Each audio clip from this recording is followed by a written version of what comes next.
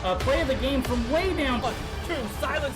Rainer getting absolutely A team wipe. The living bomb's going. Oh my goodness, the ring. Bob Stastinko gonna find Rainer.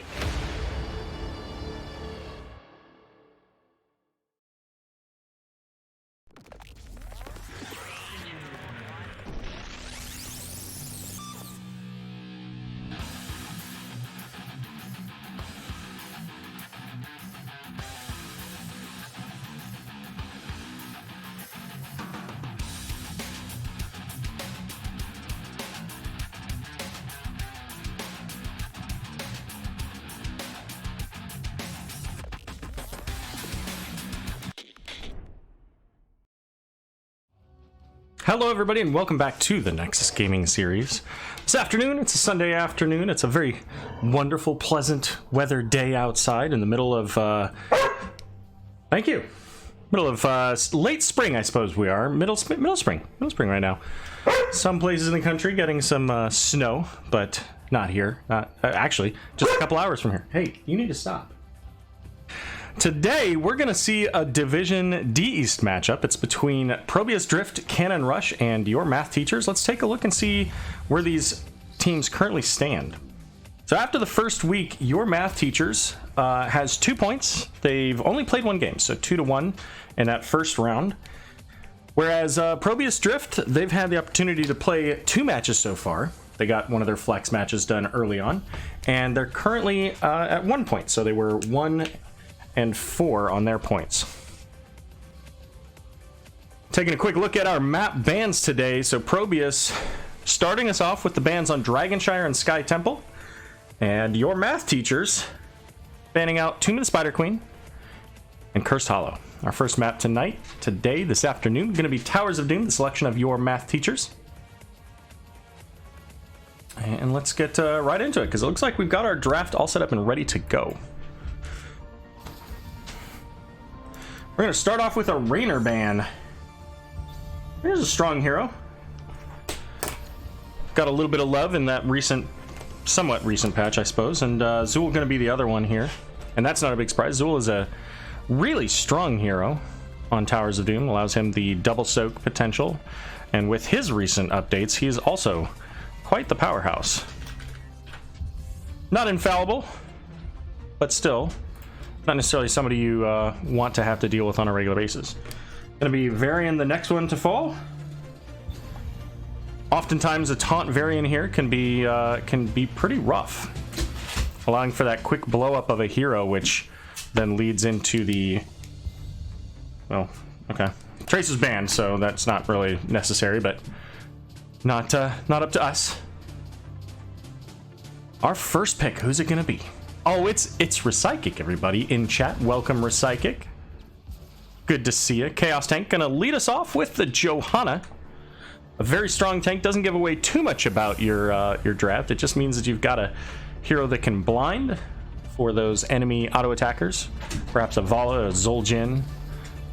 But it's gonna be an early Mephisto. Now, Mephisto is one of those heroes that can do a lot of damage, and if he's played well, can consistently provide that damage. So we'll see how that turns out here. ETC gonna be the pickup here for Coyote Stark, so we've got their tank as well now.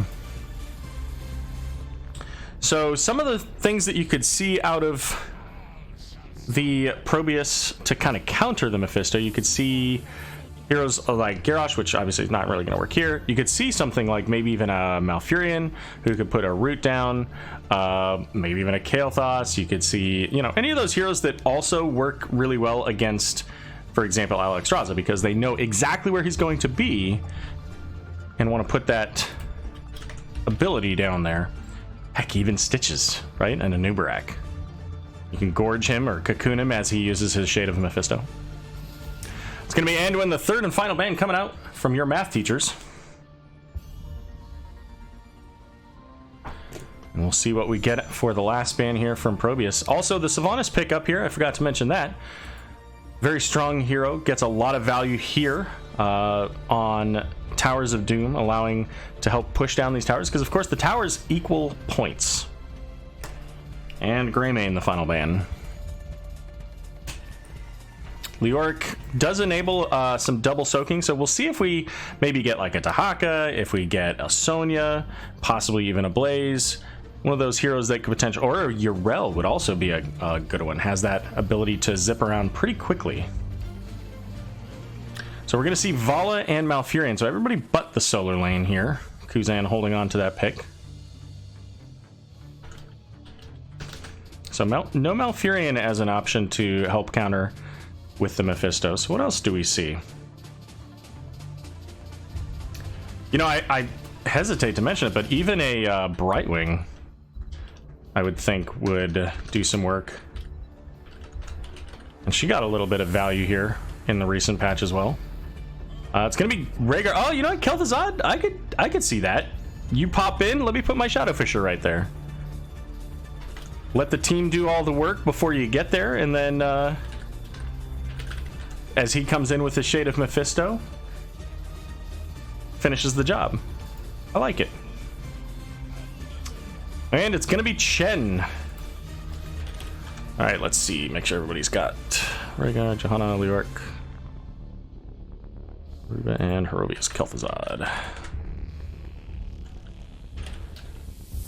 All right, ladies and gentlemen, that is the draft. Both teams have selected all of their heroes. Who do you think is going to win this game? Do you think it's going to be the ProBUs team here with the Kel'Thuzad dropping those Shadow Fishers on top of Mephisto? Or do you think it's going to be the ETC Mosh with those Roots and Shadow of Vengeance, or Reign of Vengeance follow-up? What do you think? Number one, ProBUs Drift, or your math teachers. All right, you can now vote in chat.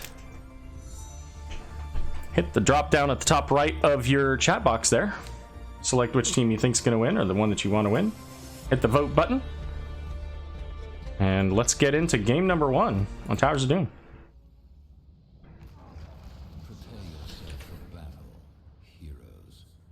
On the left, we've got ProBUs Drift Cannon Rush. It's going to be Chaos Pink playing the Johanna. We got Desna on the Rhaegar, Aruba playing the Sylvanas, doing a little dance there. Hirobi on the Kel'Thuzad, and Leoric going to be played by Badgerlord. And over to the right, it's your math teachers. We got Coyote Stark playing the ETC. Dalzim going to be on the Vala, I think. Malfurion going to be played there by Riku Heim. The captain, Mzez, on Mephisto there, and Chen going to be played by Kuzam. And that is your math teachers. And what a fun name, right? Like, I always like math, but hey, so we got the power slide coming in. Sylvanas not able to haunting wave out of there, so she's gonna get caught and stunned. And that's gonna be first blood 20 seconds into the game. Johanna using her unstoppable to get away, but a full 5-man versus 4 in the entry there in the mid lane, as Leoric up in the top getting that soak. Ultimately, no loss of soak here for your math teachers, as okay, a 1v4 on the Johanna. Not a hero you tend to see ganked very often, as she does have that iron skin to get her out of danger. But let's take a look at what we've got for talents here. So we got Unfurling Shadows for the Sylvanas, giving her the stacking damage on her Shadow Dagger, as we've got your math teachers heading over to pick up their camp pretty quickly here. Nice and early. Get that going. ProBUs on the way to do theirs as well. What else we got? We got the Lightning Shield here, so Rhaegar's going to get extra mana and also healing. We've got Fealty for the Leoric, so he's going to get extra healing and mana as these minions die on both sides. Hold your ground for Johanna, so more shields more often. That should, in theory, help her out with some of these potential gank scenarios as she's gathering that soak in the mid lane. The siege minions here making their way in. One of them makes it through, and then the other two to the bottom tower, so quite a bit of damage there in favor of your math teachers in the bot lane. We got Chen working on the soak in the top with Leoric in the mid here. Now, as Leoric's able to get level 4 now, that should allow him to pick up a faster rotation with Neil Peasants, as he's going to do double damage whenever he uses that skeletal swing. There's the Kel'Thuzad chain combo, getting both Malfurion and ETC into there. And look out for that combo as this game goes on, as we get closer to that 30 stacks for Master of the Cold Dark. Kel'Thuzad will actually get those kills. Both of those heroes would have died if he'd had that 75% spell power. Triple altar phase coming up here, as we've got a little bit of a push here in the bot lane. And in the top here, Chen and Leoric agreeing to go ahead and go their separate ways, ultimately. Meanwhile, your math teachers here, some of their level 1 talents. Of course, Prog Rock here for ETC. And we've got the Mephisto, what is this? Furious Spark, so that AoE Nova here. Kel'Thuzad going to get stunned as Rhaegar going in to stall out Malfurion. Both of the solo laners up in the top will pick up their own side here, as Aruba having to use that Haunting Wave to get out of danger. Possession the pick here by Sylvanas for that additional potential wave clear. The blind coming out, stalling out the Mephisto, but it looks like maybe that's about it. Desda may be considering going in, but could have been a dangerous play there. From Malfurion, we've got the deep roots. So bigger roots, and they last longer. Multi-shot build coming out for the Vala. And it's going to be the, what's this one called again? Loudspeakers, yeah. So the extra range on Face Melt. Speaking of extra range on Face Melt, expect to see that boot back here in just a moment. There's the combo chain, but not able to quite land the root.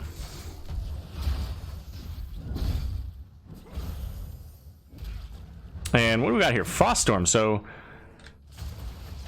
interesting. I don't know that I've ever seen this talent picked. I don't even remember what so let's see. At his level 7, he also has movement speed and armor, but this one is actually going to slow them if he hits them with his Lightning Nova. And also increases the slow from Skull Missile. So that's actually a really interesting talent. Could help with, for example, an ETC power slide, or just the disengage. Johanna going in there with the condemn, pulls the heroes in. Now Johanna with that condemn is also able to make it a little bit easier for Kel'Thuzad to stack and get those chain procs. And Aruba sitting at 29 so far on Unfurling Shadows. ETC at about halfway on Prog Rock right now, so soon we'll be able to provide some additional healing. And 26 stacks for Kel'Thuzad toward Master of the Cold Dark. Neither team quite at the level 10 range yet, as the second altar phase coming up here. Leoric on the way down, but Desda getting very low. Lots of condemn action and the Kel'Thuzad pull, but not quite enough to keep Rhaegar alive. This is still a 4v4, but there's no healer now on the side of ProBUs, so they need to get a kill. They do on the ETC with that Kel'Thuzad chain combo here. Vala looking for the Johanna, but has a Leoric chasing her down. And here comes Chen, so now this is going to be once again an even fight, but still no healer on the side of ProBUs. And getting some really solid chain combos. So Master of the Cold Dark all complete. So 75% additional spell power. It looks like these points are going to go over to your math teachers. And let's keep in mind too, this map is all about the math. Perhaps not right now, but as the game goes later and gets closer to the, say, 10 points or 15 points mark, that's when you start seeing those moments where you have to calculate out, okay, if we do A, B, and C, we can get this many points, and that's enough to finish the game. And you might see teams be a little bit more aggressive with getting those plays to work out in their favor. But with level 10s available, we've got ProBUs looking to get the pressure into this bot lane. Just gather that XP, push it up to the wall as your math teachers rotating down. They've got all of their ultimates. They've got this Mosh Pit, the Storm, Earth, and Fire, Rain of Vengeance, Tranquility, and Endurance of Hate. So a lot of CC potential out of your math teachers here. ETC is going to get the power slide in on Johanna. She's isolated by herself here. And Chen here as well. So this is a full camp invade. Leoric not quite in a position just at the moment to come down, and ultimately is going to go ahead and head back up into the top lane, continuing to gather Soak, trying to keep them in the game And it looks like the Sapper's going to get stalled out here, so just the XP picked up for your math teachers. As the next altar's coming up, it's going to be mid and bot lane. Quick shout out to Majesty and Tuna. Welcome. Good to see you guys here. All right, so Kel'Thuzad not quite able to land that chain. The Shadow Fisher coming in as well, but no combo to be had. Also, the ultimate's on the side of ProBUs Drift. We've got that Blessed Shield, we've got the Entomb, Ancestral Healing, Wailing Arrow, and the Shadow Fisher, as mentioned earlier. So the Shadow Fisher can do a lot of value. It's not quite going to get the value to stall out the Malfurion here, as Kel'Thuzad going down. The Mosh Pit only on the Rhaegar gets interrupted, but Ancestral not quite in time to land. So all 8 points going to head over to your math teachers. So 11 to 12, we've got level 13 talents coming up here soon for your math teachers. And I think what we need to see here on timing wise, as the score 20 to 36, is we need to have the full team for ProBUs. If they want to get back into this, they need to have the full team there making the opportunity happen for a 5v4. They have that potential with Leoric. He's got that potential to rotate a little bit faster than Chen because he's able to clear these lanes. But we'll see. Also, his level 13, depending on what he takes at 13, could help out. Now here comes the potential right here. That almost was close, because a Blessed Shield out of Johanna could have been enough to get the Kel'Thuzad, but unfortunately she used it a little bit earlier there. But it doesn't matter when you just delete the Malfurion. But Vala going in, looking for that Kel'Thuzad, gets the kill, and is able to walk away, just not quite in position, our ProBUs, to take advantage of that overextended Vala. All ultimates on cooldown here, with the exception of Storm, Earth, and Fire, as Leoric gonna take some damage here from the math teachers. There goes the blind, but not enough in the tank there to pick up the Vala. Let's zoom out so we can watch both of these here. Level 13s are available on both sides. Wanted to check in. It is going to be Ominous Wraith, so he's got that additional duration, but also reducing damage here. So Badgerlord picking up the first 4 points here since that first round. Here comes Storm, Earth, and Fire, so Chen popping out of the Kel'Thuzad route. The other side going over to Malfurion. Leoric, however, in a bunch of danger, does get the Entomb out, but Mosh Pit coming in. Kel'Thuzad going to interrupt that, as ETC taking so much damage is going to fall at just the last moment there to the Sylvanas. Blessed Hammer coming out, accidentally triggering the boss, I would guess, as Kel'Thuzad falling very low. This is a disengage opportunity for both teams. ProBUs is a little bit low and a little bit far on the side of their opponent's half of the map. There are your math teachers, so they were putting themselves into a position where that boss behind them could have triggered and caused some issues, but ultimately they both pull back. And Mephisto gonna head down into the bot lane and start working on this tower. Has the full wave to get just a little bit of damage out from his Lightning Nova. Let's take a look at our XP totals, how we're doing on that. So we've got Leoric at 14.8k, Chen a little behind at 11.6, but the overall XP slightly in favor of your math teachers, and a lot of that comes from the hero kills. The minion XP is a little bit in favor of them as well, but Blessed Shield coming out, hitting 3. There's the Shadow Fisher coming out as well. Malfurion falling very quickly there at the end. Can they get any more? They don't really have any. We might see an Entomb, but they pull back, as this is a triple altar phase. This is an opportunity for ProBUs to really pull this game back into their favor. Bring them back into line here. They're down 16 points. This would get them at least 12 if they were able to pick up all 3. But if nothing else, getting 2 of them would get them a little bit closer on the scoreboard here. Vala getting caught, did use that wall to avoid getting pulled into the root, but it wasn't enough. Leoric gonna pick up the points at the top left. Chen working on top right. I think he's gonna be able to get it. I don't think Johanna wants to go in on that. So 4 points here for your math teachers, 8 points for ProBUs. Score now 12 to 24. This is very much anybody's game in Towers of Doom. As we see the rotation coming down with Vala down, that's a significant amount of damage that your math teachers simply don't have. They're going to start working on this tower. They did get that siege camp here in ETC, knocking Johanna back. Oh, but does the root land? Oh, the Blessed Shield kept him in, and that is another dead ETC. The tower's upgraded and now keeps here, and the portal in the middle coming up, the danger portal. When that first came out, you know, I gotta say, I remember using that all the time, and then I realized just how dangerous that can be, right? If your opponents are paying attention to your death timers here. And there's, again, that possession. We just saw all three of these minions here going over to the side of ProBUs. So they're pulling in. Should be able to take down this bottom tower here pretty quickly. And right now, this is a 4v3. There's no ETC here. There's the root, but it's going to be Ancestral onto Kel'Thuzad. Not quite enough. He does have Phylactery, so he's coming right back as the tower did get picked up. But Chen coming down does have Stormwrath and Fire if he feels he needs it here. Can Rhaegar make it out? It's not looking so great. As the altar now spawning in 20 seconds, so there'll be no Rhaegar. This is likely going to be a relatively easy 3 points for your math teachers, but as I mentioned earlier, doing the math here, coming down to pick up the tower. They've got plenty of time, 30 seconds still before Rhaegar's up. They want to get this tower for the extra point. That said, nobody's getting the altar. Nobody's stalling it. This is absolutely free points for ProBUs.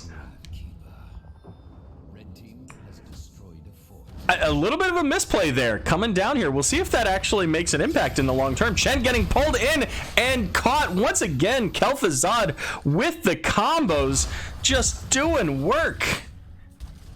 And you can tell it doesn't matter whether you're a tank or not. You can have all the hit points in the world, but you get that combo to land, and you've got that Sylvanas to help out with that. You did. Oh, can we see another one here? Oh, great face melt from ETC, making sure to not get caught there. But this is still in favor of your math teachers here. Now, that said, the XP flipped, and it's now ProBUs that's up by about a third of a level, roughly. Still behind in the score, though, 12-19. We'll see how the level 20s affect this. Leoric getting buried alive or radiating faith potentially from Johanna with that additional stun could be huge, but a death mosh could absolutely turn this game to a finish. Potentially even if we see the upgraded Durance of Hate with that 3 seconds of silence time. Level 20 is now here for ProBUs as they go in. ETC getting the power slide in onto Kel'Thuzad. Massive 3-man mosh here, but where's all the damage? Malfurion's dead. Kel'Thuzad does eventually fall here. Condemn going out onto Mephisto, but Vala has basically no health. Can the Leoric catch her? Not quite. So one kill on either side. The healer here, Malfurion down, but so is Kel'Thuzad, and that is their big burst damage. So we'll see how these altars go here. Still buried alive, available, as is Stormwrath and Fire. We're going to see Chen move up to start channeling up in the top. Vala's going to try to stall out bottom here. And we'll see what we got. Mephisto going in, did get the stall here, but the silence coming out from Leoric, and that's exactly what I was talking about earlier. You know exactly where he's coming. And the 4 points completed for your math teachers here.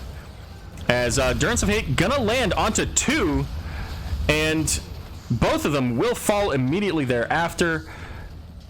Rhaegar and Johanna, the only ones left, are gonna have to pull back now. Let's take a look at these level 20s. What do we get? So we got the Mimic. That's the additional Lightning Nova. Now, if your math teachers had waited here, they could have taken this tower down, but there's only 4 points left. They've got 40 seconds until Leoric and 44 seconds until Sylvanas. They're going to make their way up to the boss. There's the last 4 points that they need to finish this game. And can ProBUs defend this? They have the Kel'Thuzad, so the potential for a massive combo is here. Rhaegar's making his way up. Boss is at half health. We got Leoric. He's able to see everything. He'll actually be up around the time this is finishing up here. Chaos Tank going in. Has not used his Iron Skin yet. There it is. The Ancestral going out as well. ETC gets Power Slide. Durance of Hate coming in, but the Leoric Entomb missing. But the 4 points going over to ProBUs. Kel'Thuzad will fall here. Can Leoric slow down the team enough that the others can make it out? And it's looking like maybe he can. Chen diving in is going to take some tower shots. Leoric's going to fall as the stagger used by Chen. Ultimately 2 deaths there, but they didn't lose the game. So 4-15, and now your math teacher's saying, all right, it's time to pick up these structures. We have the advantage. The next altar is in the bot lane, so I think they just need to, honestly, they just need to skip mid. They need to go bot. They get bot, they get either of these camps, and we see Sylvanas trying to take that off the table. Make sure that they can't pick up this siege camp on their way, but it might not matter. This is a 3v5 coming into this altar, and it could very well be the last altar of this game. But picking up the siege camp means that they cannot get the tower, so they just need to send one person, really, with the other 4 to provide a nice big zone. And this should be in favor of your math teachers. And this has to be an all-in call. Kel'Thuzad's going to come into the middle. He's got to drop a maybe Shadow Fisher. It's there, but is it in time? Just barely in time. Johanna's going in with the Condemned. Chen popping off the Storm Earth and Fire in the background, looking for the Rhaegar. ETC's going to get the Power Slide, but the Wailing Arrow coming in. Ancestral is not available. Rhaegar trying to survive. ETC's going to get him down, though. Johanna in the back of the team as the Turns of Hate landing onto Sylvanas. And that is it. Ladies and gentlemen, ETC will channel for the final 5 points. Game number 1 going over to your math teachers.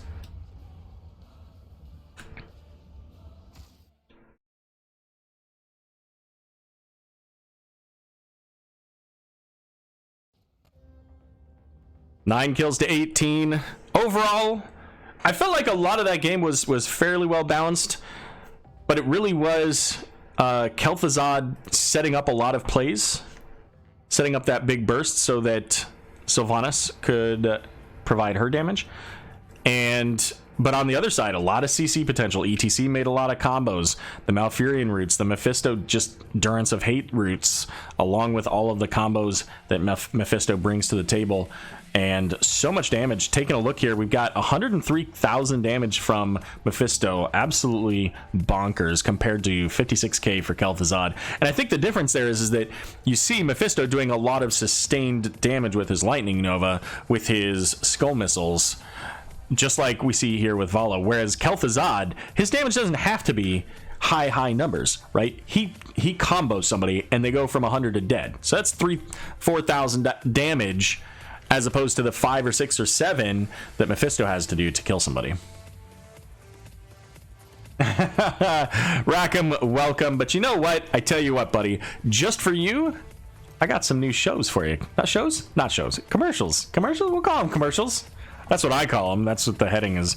We'll be back in just a couple minutes as we wait to find out what our next map is going to be between ProBUs, Drift, Cannon Rush, and your math teachers.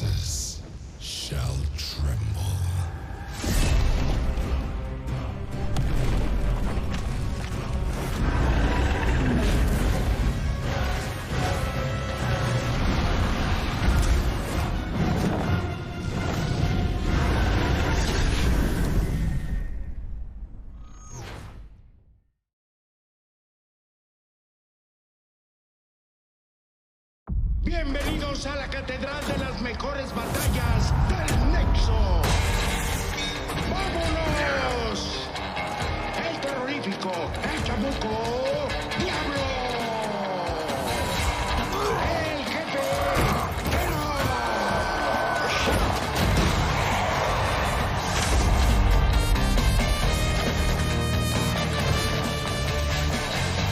La parca, Luna.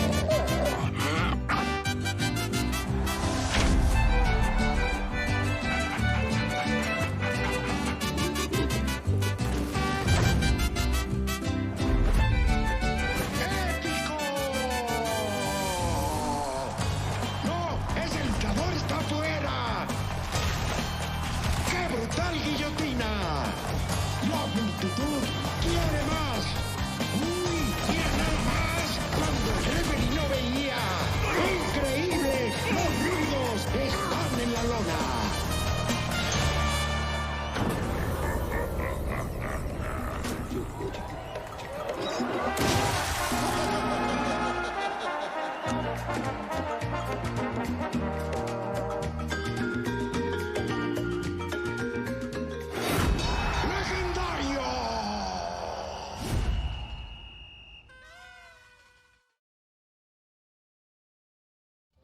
right, welcome back, everybody, and we are all set up and ready for game number 2 between ProBUs Drift, Cannon Rush, and your math teachers.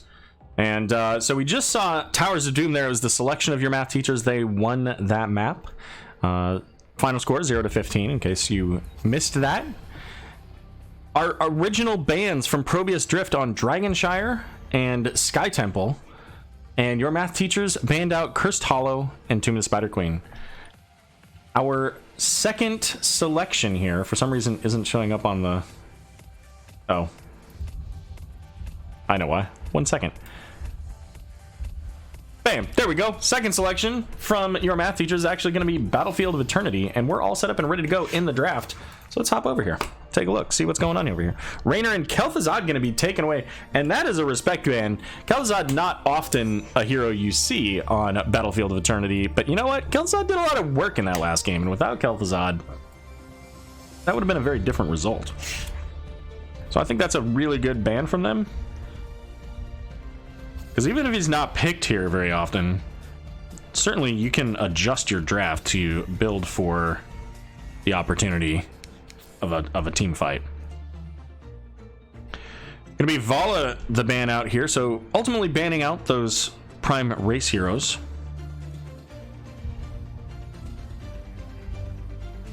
We'll see if we see like a Zool ban here. Could still be a Zool ban. It's gonna be Tracer, so nobody told him. Alright, well, fair enough. Just as a reminder, Tracer and Cassia both are banned for another, I don't know, 10 days or so. The rest of this coming week. It's going to be Greymane the first pick, so ultimately going for the race right out of the gate. And they banned out a bunch of race, so makes sense. Still have heroes like Artanis available. This is probably Artanis's best, maybe in some cases only map. But we're gonna have Johanna switching sides now.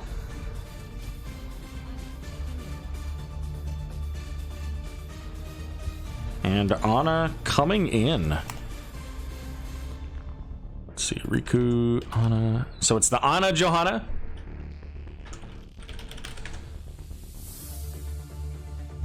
Super banned. Yep, that's true. Super banned. Cannot play her, period, end of story. ProBU better win this. Okay. Well, we got Chaos Tank coming in on the Muradin and Desda back on the Rhaegar. Is this going to be a Bloodlust comp?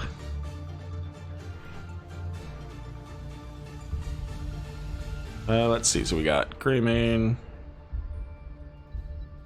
and Rhaegar. The Sleep Dart from Ana, the Blind from Johanna would be pretty rough for a Bloodlust. But all those heroes so far could lead toward that. A Greymane, even a Muradin, going into Skullcracker or into... I don't remember the other name of his... the middle of his 3 abilities. It's the one I always take too. Not always, but most of the time. That does additional damage to slowed, stunned, or rooted targets. Kael'thas going to be the third and final ban of game number 2.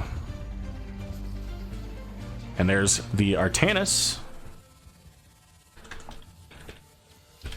And it's going to be Li Ming. So quite a bit of race potential coming out now from the side of your math teachers. Also, at least currently, a little bit of role swapping. We'll see if that remains. Hirobi going to pick up the Alarak. And our final pick coming in for the solo laner. Gonna be Chen.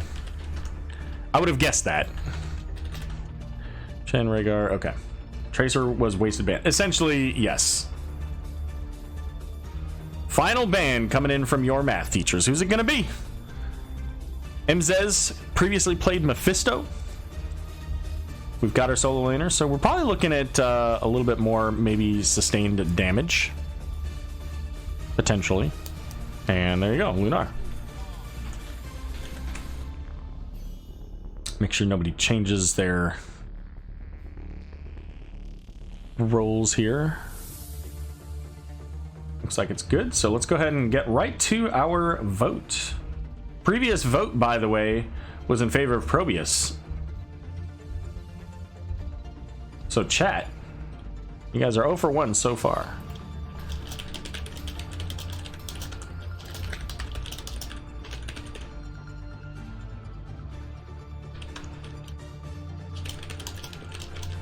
All right, vote in chat. The poll is up. Who do you think is going to win? Is it going to be ProBUs with the potential Bloodlust comp? We'll say potential because it might not be. Or is it going to be your math teachers with the Artanis and Li Ming supplemented by the consistent poison damage of Lunara? What do you think? Well, I think it's game time. So let's get this going. Helps if I do the right buttons. All right. On the left, the home team ProBUs Drift Cannon Rush. It's going to be Chaos Tank playing the Muradin. We got Aruba on the Rhaegar. Desda. Did they change? They did change, didn't they? Yep. Hold on. Let's change that. You're on Greymane. And you're on Rhaegar. There we go. Desda on Rhaegar. We got Aruba on Greymane. Hirobi playing Alarak, and Bachelor going to be playing the Chen. Meanwhile, for your math teachers, we got Coyote Stark playing the Artanis. We've got Mzez on the Lunara. Dalzim on Johanna. Kuzan playing the Li Ming. And Ana going to be played by Riku Hime. We'll go with that. Sentinel Wisp the pick for Lunar, so she's going to have that extra vision. Laws of Hope for Johanna, so the additional healing there as well. And we already see there Alarak trying to get that combo with that telekinesis. Speaking of Alarak, Overwhelming Power. This has been an updated talent, just came out here recently with the patch, so a little bit of a difference here, giving them that auto attack speed and also a little bit of self-healing. So it's no longer the chain lightning, or lightning surge rather, giving the extra healing. Talent math teachers up with ProBU. ProBU is coming in 73% of the vote, so about what we had last game. We'll see if the power of chat will compel ProBUs to victory in this one. Ana taking the Sleep Dart build here so that it gives the additional slow when she hits with that Sleep Dart after they wake up. Amateur opponent, the selection for Artanis. The sleep coming out onto Alarak. The poison damage is getting pretty heavy there. And keep in mind too, Rhaegar has limited healing, but the rest of the team has okay healing, right? They have okay self-healing. They've got the Muradin with his second wind, and make it third wind because of his level 1 talent. Alarak with that level 1 talent, also going to have some self-healing whenever he procs his ability there. So that poison damage coming into the team, being able to be healed by Rhaegar every 12 seconds or so on Chain Hill, will be offset a little bit.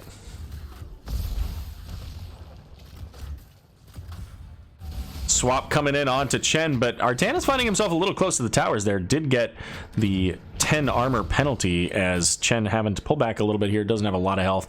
Artanis, of course, also fairly low. Doesn't have the self-healing that Chen has on his level 1. I have the Tiger, so he does whenever he's auto-attacking heroes that are soaked, he's going to get a little bit of healing. But what he does have is shields, and Artanis could easily pick up that camp real quick if he wanted to. Instead, he's just going to make his way on down to, I guess, the Shaman camp. So it's going to be one camp in each lane here for your math teachers, as the Shaman camp picked up for ProBUs. And the Immortal now available. Johanna looks like she's going to walk on by, and Muradin's going to let that happen. Level 4s available for both teams here. Muradin deep into the back, gets put to sleep by Ana, as does Alarak somehow. Artanis is going to get pulled in and taken out. The final damage being done by Chen, but Ana gets to sleep and kill onto Murden. So this is still a 4v4. Chen using stagger there. The Immortal only taking a little bit of damage so far, but it's going to continue on as Ana and Li Ming poking it down. Chen's going to head into the bot lane to try to clear up the siege camp here as halftime going to be procced in favor of your math teachers. Both teams sitting about the same XP here. Race potential is pretty close between them as well, so we'll see how that turns out. But looks like ProBUs going to come in, try to defend under their Immortal, although they're taking the fight away from the Immortal. So Li Ming getting a lot of value out of those orbs, has that cooldown reduction as well, so she's getting orb after orb here. Johanna pulling him back in, and it looks like Chen gonna be the first one to fall in this engagement as Li Ming just throwing out orbs non-stop and hitting with all of them. And the Immortal is falling very low here. The swap coming in, Hirobi getting very low, but the silence coming out is gonna get the kill onto Johanna. But a trade ultimately 1-for-1, and Alarak's not the one you want to die in this matchup. You want him to stack his sadism for that additional damage. Immortal coming up to the top. It is level 7 available for your math teachers here. We see that further orb build for Li Ming. So with that, now she's got an even further cooldown reduction, but also the additional damage. The mana reduction is on 4. I guess mana refund. There, the pull onto Ana, the silence as well, but not any follow-up. No real stun to keep her locked down or any of that. And the Immortal on the way to the fort here. Chen dying down in the bot lane to Artanis, ultimately to himself, but that stagger is a real killer, isn't it? And Murden gonna get booped away by the Immortal here. Has to make use of the Dwarf Toss to get out, but can Rhaegar get out? Not looking so great for our wolf hero here. And we got all the animals on the side of ProBUs here. A couple of... Oh, we got a wolf, a panda. I guess 2 wolves. Immortal's still going very strong here. And nearly a 2-level lead for your math teachers. So quite the value there, and with that kill down in the bot lane as well, Artanis was able to pick up some pretty significant wall damage in this bot lane. We got the rotation here. Artanis is maybe in danger here. We get the pull, we got the silence, but ultimately the tower will defend Artanis. Gonna push back ProBUs, and they're looking a little bit, maybe a little bit hesitant here. Now level 10s are coming up for your math teachers, so they've got to they really got to play to keeping this XP going. They don't have anybody in the top. This is a lot of XP that's about to get lost here. So they got to soak their way to 10, and these next Immortals are going to come up soon, possibly before ProBUs is able to pick up their level 10s.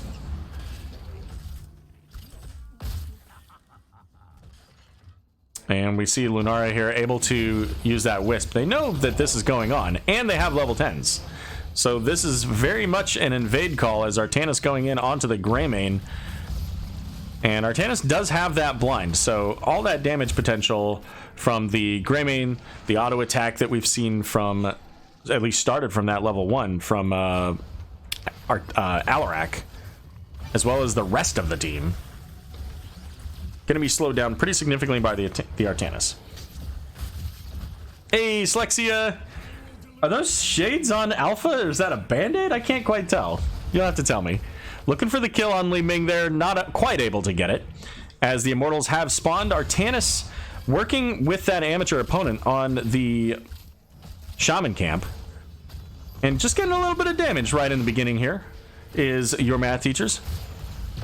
But ProBUs looking to try to defend here. They're very close to level 10, waiting for that passive XP to catch up. The Disintegrate coming out. Hirobi very low. And it is the Bloodlust, so let's go. Halftime procced. Where's it gonna go? The Shaman camp is pretty far away here. We got Artanis in the middle of the Murden here. Looking for the Bloodlust. There it is. And there's the blind onto all 5 of ProBUs here. Murden not quite able to land the stun onto Li Ming. Gets pulled back with the condemn and is going to fall. The swap onto Artanis here gets a big silence. Counter-strike coming in. Can he get the kill onto Li Ming? Does, but ends up paying for it. Still, he was in position. He was not making out of there. So Li Ming getting that. There you go. Oh, a flower crown. Oh, an owl. Oh, that's so cute. And here comes the second immortal now for your math teachers. They're going to send it down into the bot lane, but recognizing that they've got this wall down already, they can make it to the top. The swap onto Rhaegar, and Rhaegar's making use of that wolf form to try to get away. And does, in fact, make it out. Just not quite enough damage between the Artanis and Johanna to get the kill. Now here, Artanis getting the swap, the pull. Can the tower finish the job? They do get it with that Alarak, so great kill with that pull into tower range, getting that armor reduction as well. The bottom fort has fallen, and this Immortal still has about half a shield left. Level 13 up here for your math teacher, and we see Li Ming going further into the orb build with that glass cannon. So Li Ming's got to be a little bit careful about her positioning. There's some potential dive on the side of ProBUs between the Chen, really most of them, right? I mean, almost all these heroes have some form of dive, although Alarak doesn't have it yet. Bloodlust used, but Rhaegar going to fall here. I think that was a kind of a defensive use of the Bloodlust to just get it out there to try to help the team burn this down as quickly as possible. Maybe even with that extra movement speed, try to get himself out. But the Immortal, with about 55% of its health, is going to make its way onto the core. Now, this is a harder core defense than other maps here, and there it is right there, pulling Lunara in just a little bit later, and that would have been right into that root, and Lunara would have been dead for sure. Chen coming in, the Immortal sitting on the back on the core here. It's nearly dead. Chen looking for what he can as the kill onto Lunara here. Artanis coming in, has the full might of the team. So a 5v4 here. And this could be the opportunity for ProBUs to make something happen. They want to maybe catch somebody here. It doesn't look like they're quite going to catch the Johanna, but Johanna not being here now means that they could get this kill onto the Li Ming. Looking for that chain, that lightning surge? Maybe not. But they should be able to get this Ana? Maybe? What Three Stooges kind of stuff is this? There goes Ana, and they do eventually get the Li Ming. So a double kill for ProBUs. Johanna coming... Still not respecting the 5v2 at this point. Johanna and Artanis. Johanna's like, nah, I got this. And ultimately decides to go ahead and walk away. Pick up the XP in the mid lane here. Or in the middle of the lane, rather, not the mid lane. Cursed Bullet going out onto Johanna. And Artanis is going to make use of the Suppression Pulse just to make sure that the rest of the team is nice and safe. But we've got a pretty significant pressure in the top lane. With the catapult, now all of the minions are dead. How much value does this get? Chen's gonna make it here. Gotta kill the catapult. Gotta kill that catapult. Does a lot of damage. Artanis is gonna pick up the siege camp up in the top here. Looks like the rest of your math teachers heading over to the shaman camp. And this is likely a back against the wall kind of moment here for ProBUs. They are just a little bit behind in XP now, so they have pretty significant catch up thanks to the catch up of kills. But they have a lot of pressure going in that top lane, so too long in this and it's going to be a major problem. Disintegrate doing work. There's the Bloodlust here. Looking for the Li Ming is Murden, but Coyote Stark in the backline getting very low here. Artanis is going to get the kill onto Rhaegar first. The blind's getting the work done as Murden also falling here. Chen's Panda's getting low, and apparently that was the last one. I thought there was one left here. Hirobi getting the Leaping Strike coming from Lunara, and likely is about to fall here as well. So that's a 4-for-0 in favor of your math teachers. And the value of the Bloodlust has been almost nil because of that suppression pulse. Like the original pick onto Johanna was fantastic, but leaving the Artanis up with the Bloodlust was a pretty significant drop. A pretty significant ball drop. We've now got a full shield immortal that's about to be making its way to the core. And level 16s for your math teachers here. Still a few moments away for ProBUs.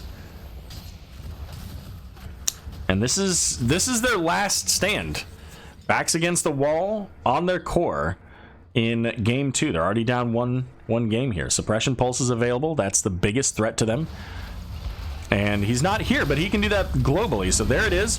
Murden falling very low here is going to try to dwarf toss out, but not before Johanna's going to finish the job. And giving resets into Li Ming now. We're going to see Hirobi head back, try to get some more health as the Immortal making its way in. Level 16's up now for ProBUs, so they're at least on even talents. Can they make use of Alarak to pull into the root? They do get it on Lunar. There's the counter-strike coming out. Big burst of damage, but it's not going to matter. The core is just melting. And that's going to be it. Game number 2 going over to your math teachers.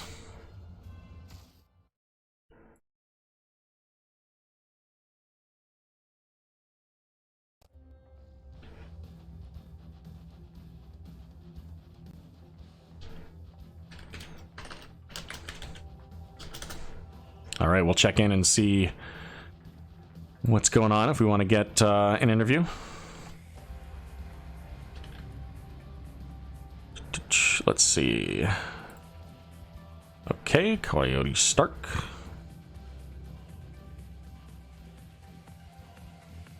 All right, I'm going to do just a quick commercial, and then we'll be back in less than a minute as I get Coyote Stark in for an interview.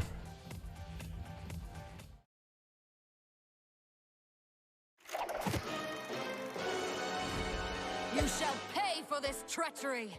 Come and take your punishment. It's boom time!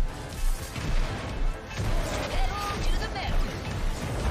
Let's get this party started.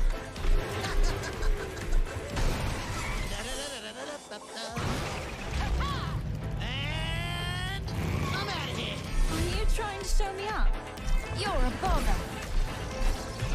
My wrath takes form. Calling for a retreat. Smell you later. Light condemn you. Oh, yeah. This is gonna be too much fun. Someone should probably stop us.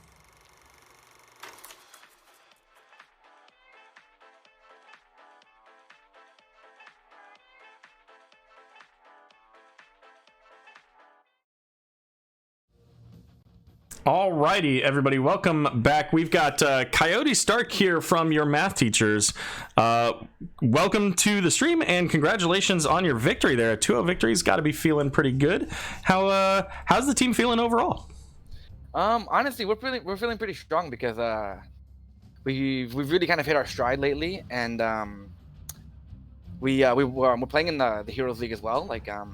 And so we're just we're doing really well. We're just Heroes Lounge, sorry. And we're in the playoffs for that, so we're just all our mental mojo is firing. We're at 100%. Sure. So I'm gonna go on a tangent just because of that. But so do you guys have a team logo? Because I don't have one on for you guys in the thing. But do you have one normally? I don't know if we have an official logo. I know for the we did Heroes Lounge and we have a picture of like a panda or something, but it's not. I don't think we have an official logo now. Gotcha. Just wondering. Yeah, no worries. So you guys had the opportunity to pick both of the maps, Towers of Doom and then Battlefield of Eternity, and you played Towers of Doom pretty strongly, I would say. Final score was 0-15, and for the most part, no real struggles. The one thing that you really had some challenges with there were the Kel'Thuzad combos, which you banned out in game 2.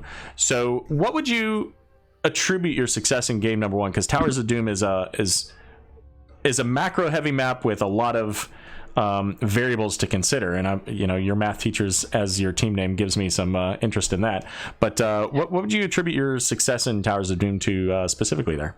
Towers of Doom is probably our best map, to be honest. I think it's gonna get banned out in the future from us because we have like a 70 or 80% win rate on it, like throughout just a regular, like normal quick match and rank stuff like that. We're really, really good at it because we really understand that you need to win bot ideally as possible and have the guy soak mid and top as much as possible. Sapper is the most important, and then try to. We do a lot of catching guys out in between the bottom and middle lane, and they get it down too. Like when they caught us as sappers there, they did it to us. I was kind of surprised by that. But a lot of people don't do that kind of stuff, and it's really easy to catch 1 or 2 people in between the 2 areas. And then once you catch them there, they're down a couple guys. They can't really engage. You get free towers, and then a lot of people don't understand that like bottom tower has a lot more value than the other towers do, and that you'd rather get bot and nothing else. So. Sure. And you were playing ETC in that game, is that correct? Yeah, I was playing ETC, yeah. So, I commented multiple times in that game about, your target priority of, the early game getting that kill onto Sylvanas in the first 20 seconds. But ultimately, a lot of opportunities for your power slides with the follow-up from your Malfurion.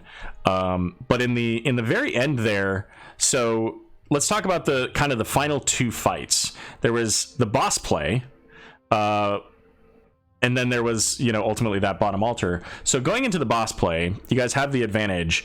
What were you setting up, knowing that you had that was the end of it, and knowing that they absolutely had to come in? What was your conversation like among your team to take that play? Yeah. So after we got the decision making to go up into there, like we were like, oh no, we should get bot. But then we realized, oh, if we get boss, like that's the game. They're gonna lose. And then we all decided to go up top there, and then the other tank, Chen and I, kind of sat in that bush. And honestly, just the level of damage KTZ brought was really surprising to us. He could really go from 100 to 0 really fast. The idea was either we'd get boss and we would win the game, but of course they wouldn't do that. So they have to engage on us because we had the position advantage, the level advantage. We figured like we're gonna win this fight, even and then once we win the fight, either we're gonna win the fight, get the boss, win the game, or we'll lose the boss, but we'll still win the fight, which gives us another advantage to like keep going onwards because they're in a desperate position, and when you're in a desperate position, you're gonna make mistakes. You're kind of forced to do things you don't want to do, and putting your opponent into that space as often as possible just gets easy wins, Sure, and you guys did win that fight ultimately. You take that top fort, and then the next altar came up. We see that they pick up their siege camp in the bot there to make sure that you can't pick that up.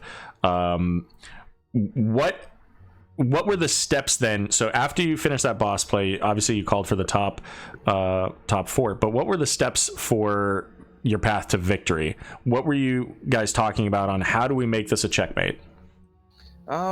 So we really like to play pretty dive heavy comps, like pretty much focus on one guy, but also because we had a sub for this game, we really kind of just told him whatever heroes you're comfortable with or whatever strat you want to play, just pick them and then we'll try to play around them. But then he was pretty versatile as well. But it's really just about our mentality, our philosophy is really about try to get a pick before an objective comes up. Once you do that, the objective's easy, and then once you get the objective secured, you can just snowball that into continued wins. So really just about getting picks. That's why we got the early pick in the beginning of the game, right? Like our mindset is whenever you see an opportunity to get a kill, go for it. And then if you get that kill, you can use that to kind of snowball more opportunities.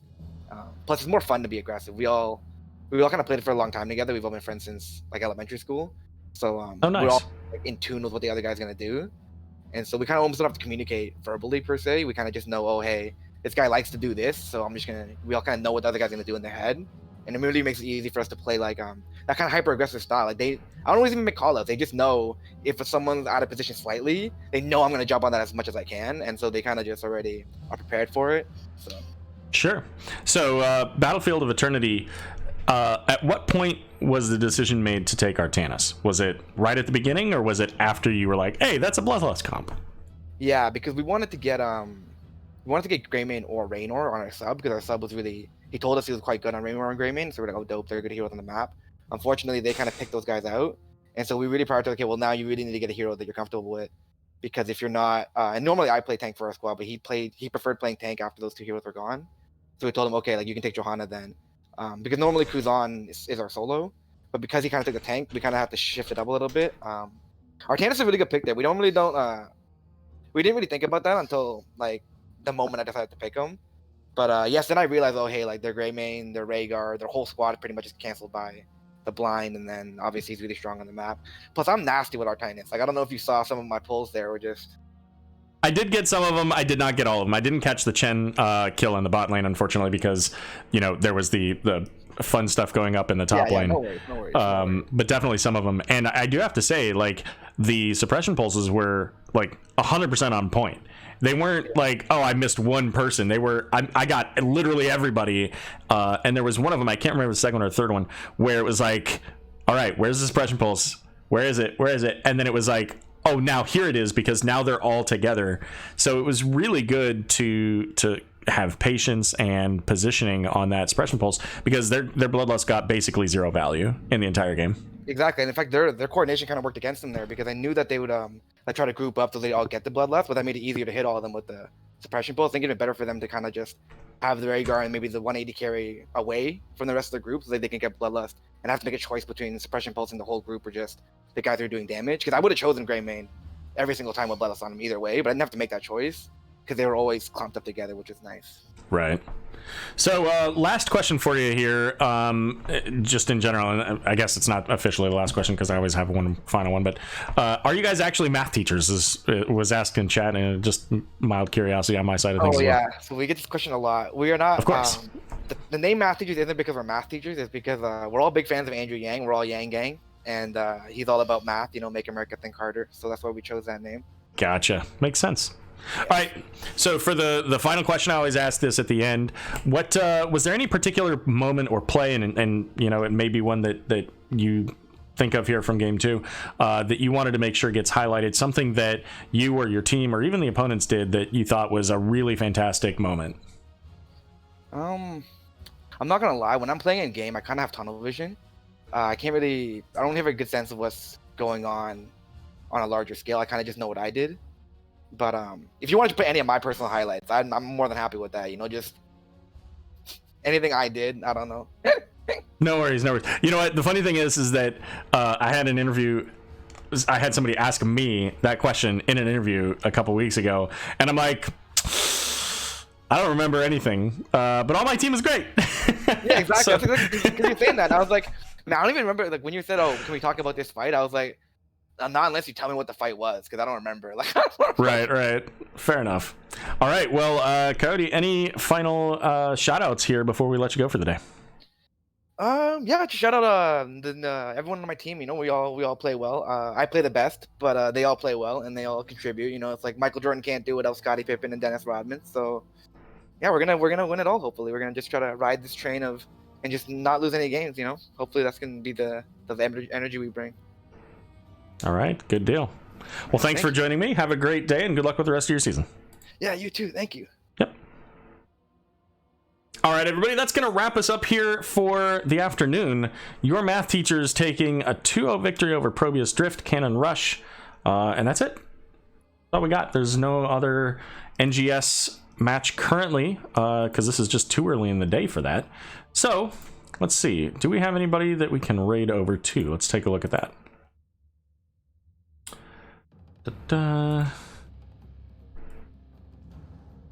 Bahamut, I think, is playing. We could probably go to Bahamut. All right. Once again, thanks everybody for stopping by. Much appreciated. Happy to get a little casting done this week, and hope you guys enjoy the matches tonight, which I don't think I had my... I don't have the ticker on this page. Whatever. There are half a dozen or so matches tonight, most of which are being cast, so make sure to check the NGS page for the status of those, the times, the the times, and the stream locations. And we'll see you again soon.